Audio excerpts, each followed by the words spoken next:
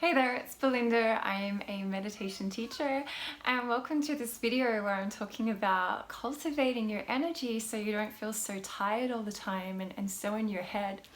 In my previous video, I was sharing about how we have this energetic body, and as we move throughout the day, we're losing little particles of that. Last time I was sharing more about traveling and people and places, so you can click on the link above if you missed that and want to catch the introduction. In this little video today, I want to talk about how we are using our energy ourselves.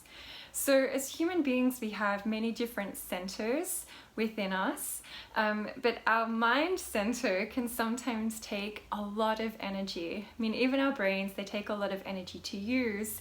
And if we're constantly thinking, but not just thinking, if we're constantly like worried and anxious and in these mental loops, that is consuming so much of our energy.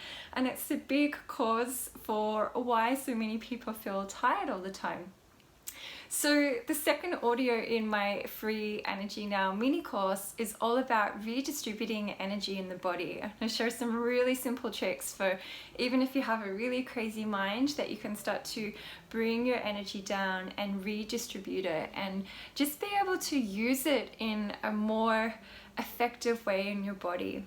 A really big tip with energy, people are always saying, I want more energy. We have enough energy, but we're not using it correctly. We're often leaking energy, or as I said, overthinking. It's taking a lot of energy. You have more than enough energy already. You just need to know how to work it through your body, and that's what the free Energy Now mini course is all about. It's 5 audios that are 10 minutes long, so really easy to fit into your day, and you get it completely free just by signing up to my website belindamatwali.com. The link is in the comments below.